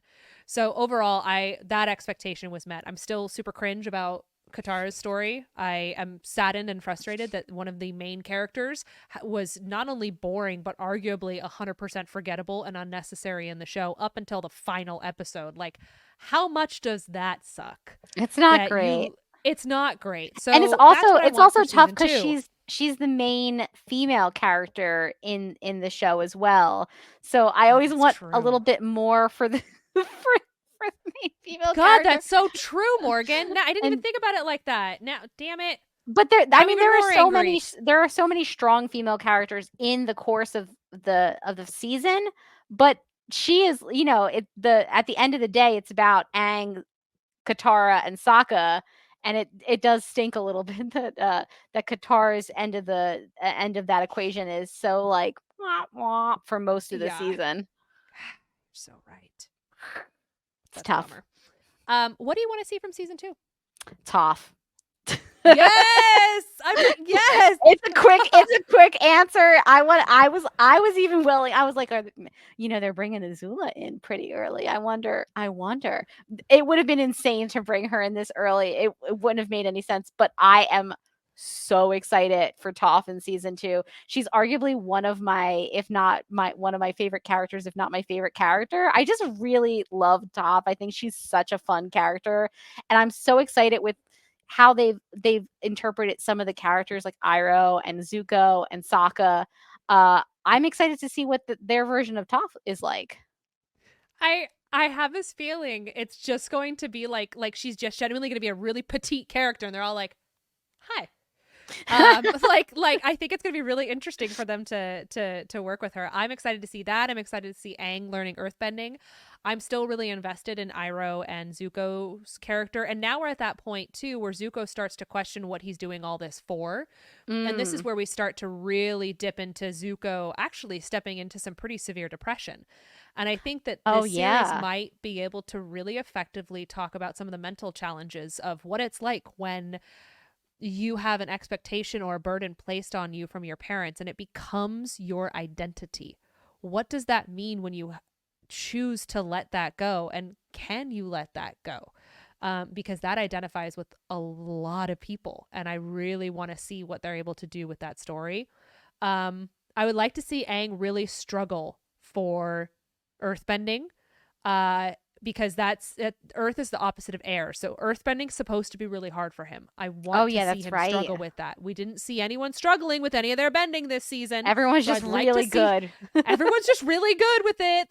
The whole like TED talk that she got from that scroll was like the wiki how of waterbending was really helpful for her. So I would like to see Aang struggle. Danny Yeah. brings up a good point. I am stoked for Order of the White Lotus. I am so Ooh. excited. And for the return of Sokka's dad. That is the Oh connection yeah. that I really, really want to see. You know what I'm also really interested in for season 2 is if they're going to try to do all of season 2, all of the animated season 2 in the live action season 2, because I was so just the thinking that. first season of the animated show is a little bit shorter. I think it's like maybe 12 episodes, maybe 14 or something. The second season of the animated show, however, is 20 episodes. So I'm interested to see if they're going to like try to squeeze. Yeah, the first season of the animated show is, it looks like, oh no, okay, I'm completely lying. It was 20 episodes. But I felt like a lot of stuff happened in season 2. Like a lot of big Okay, stuff some of the stuff in the season 1 is like a little bit of filler, like little side quests and adventures. Season 2, I feel like as the show goes on, one of the things that's so great about Avatar is that like it just builds and builds, and then stuff becomes more and more important to the plot. So I feel like season 1 you could kind of cut out some of those side quests. Season 2, I feel like it's gonna be harder to condense all that down. So I'm be- wondering if season 2 will be because of the up. introduction of Toph. Like I Mhm. think that that really complicates things. And I'm looking up the episodes right now because I think uh wait, hold on. Did I get this right? Oh. No, the eclipse is in season 3. I Yeah, the forgot eclipse. about that. I thought the Yeah. eclipse was in season 2. No, I think that is in Oh. season 3. Season 1 has 20 episodes, season 2 has 20 episodes, season 3 has 21. Although I think I that they bundled the last 2 episodes. Oh, actually the last episode is like 4 parts. So, yeah, that's true. I think that they could do all I'm looking at the episode list. I think they can do all of season 2 in one series based on what they've done before because they've actually already done some of this. So for instance, the secret tunnel cave of two oh, that's lovers, right. that's That's actually right. in They did season do 2. that. Also, I don't know if you caught this. The two lovers were a lesbian couple, which I is noticed not that canon. too. And I I was I like, was like, "Wait, yes. were those 2 women's names? Good Oma and for them." Shu were two women, and I thought We're that was really 2 powerful. women. Yeah, because they've got everything from you got Toph, they've got to go rescue Amashu, and that's where they really meet Azula for the first time. That episode Zuko Alone, where he's learning what it is to be just like not a terrible person. The library, and Oh, then the Appa's Lost library. Days, and they don't actually get to Ba Sing Se until the second half, and then them saving Ba Sing Se from the giant drill bit of death is the Oh, huge right. challenge that they have. So I think that they could do what they need to do based on how they did this season. I think they could do it all in 8 episodes I if think they you're keep up right. with the theme. Yeah, I think you're right because I didn't even realize that they had done a couple of season 2 things already. Yeah, And, they don't like some of the character like they need to establish that like introduce and establish Toph, obviously, and my girl, but like for Azula they don't really because correct. they brought her into season 1. So, and the secret tunnels we know all about now. And they brought in the guardian of the library. Actually, showed up in the spirit world. The big eagle Oh, dude. that's right. He's only in the library, so they may not even need the library because they're learning about Sozin's comet Oh, and the yeah. eclipse. That's what the library's for. Let's be honest, they're kind of good at they're terribly good at telling you the important plot points. That's true. So That's where true. Kyoshi is straight up just like, there's going to be a problem at the Northern Water Tribe. You should go there. I'm like, that ain't canon. They did so you could literally they could have someone show up and be like, hi Aang, there's an eclipse coming. Bad. And Aang could That's be like, they could oh just great, have, okay, yeah, cool. I guess they could just have this come to, like, Aang in a dream, like, honestly, Yeah. with the way that some of this Cactus stuff is. juice. Yeah, yeah, exactly. Literally, there's so many ways that they could kind of skip around some of the times that they have to, like, go travel to a thing and go. Yeah. Yeah, And like, we into the desert.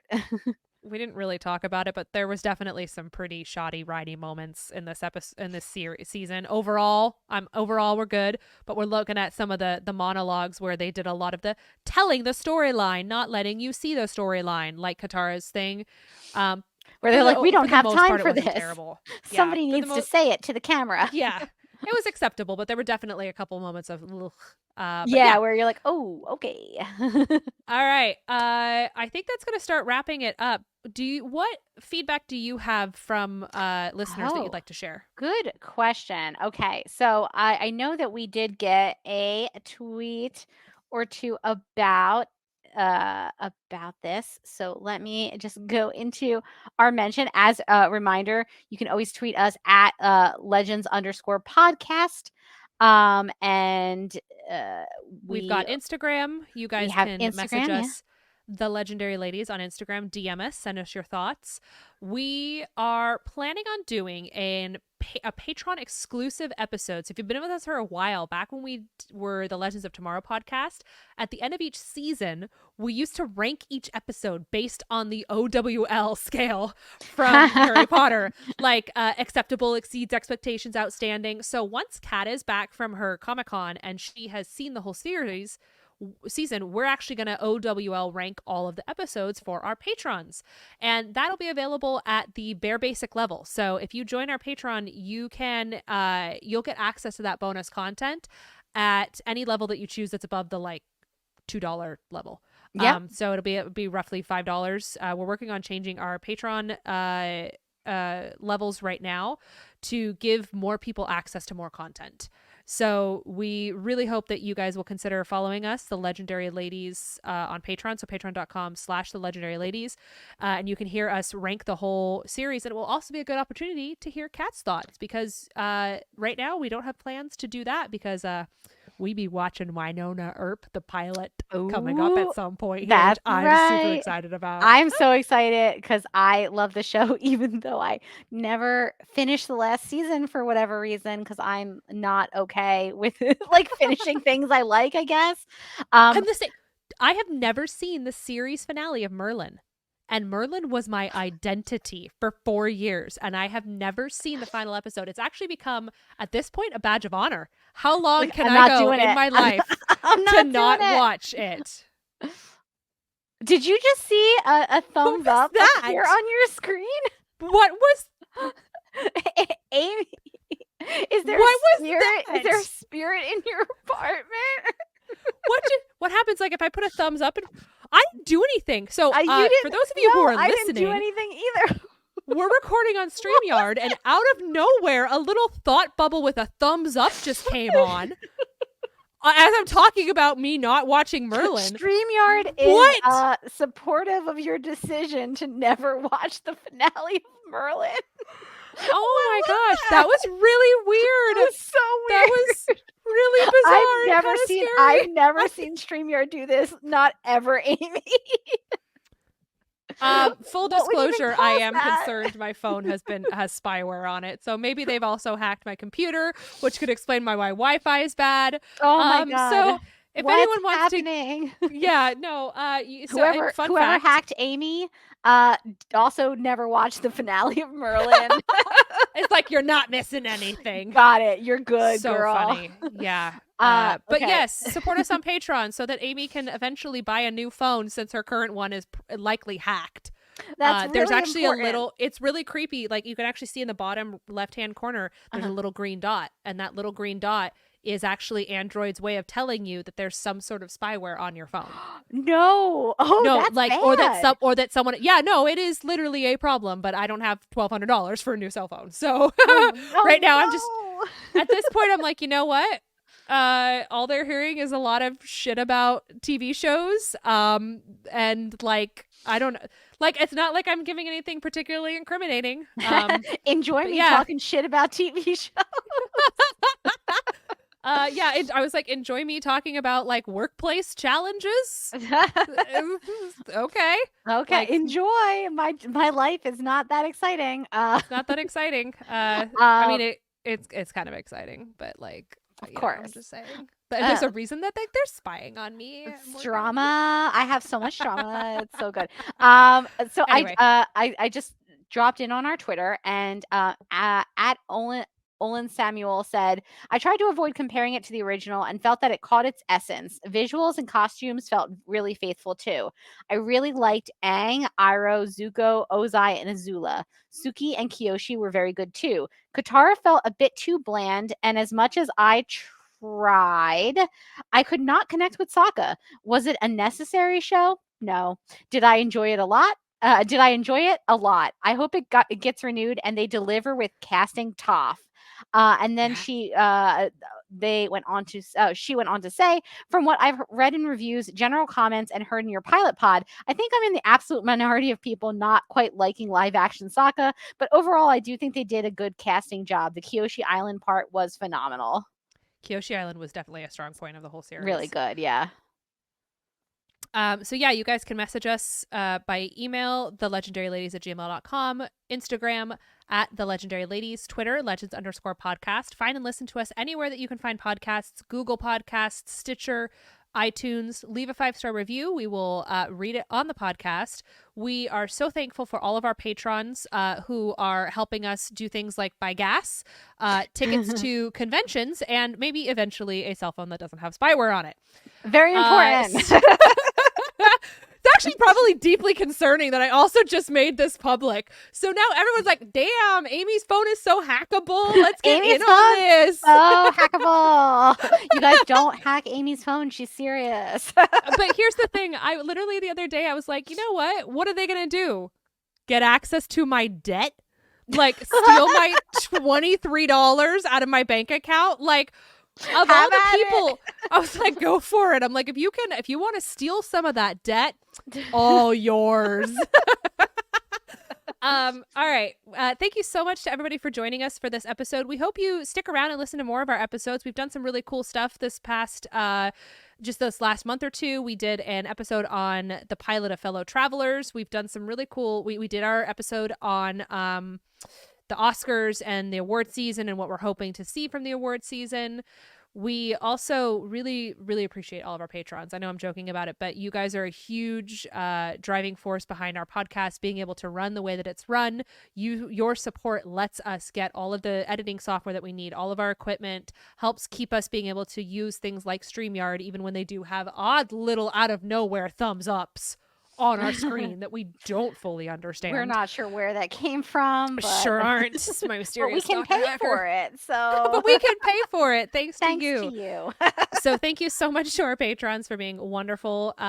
We hope you all have enjoyed this episode. Is there anything else you want to share? Morgan, where can people find you on the interwebs? Oh, you can find me on Twitter and Instagram @Mojotastic, and also as a co-host on Supergirl Radio, where we're going right through the Tomorrowverse, I believe they're called, DC EU animated films right now.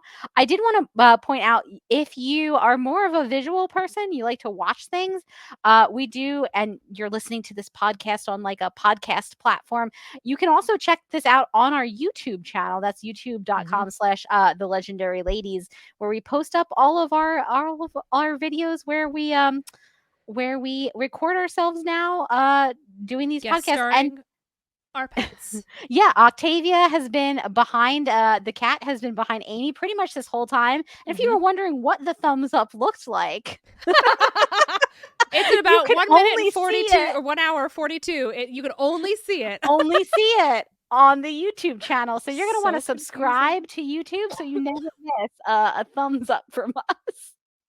And comment on the YouTube channel. Like we really do. It helps. It helps. And we've always been a big fan of that. We appreciate our listeners because they hold us accountable for saying, hey, you guys only talked about that episode from this perspective.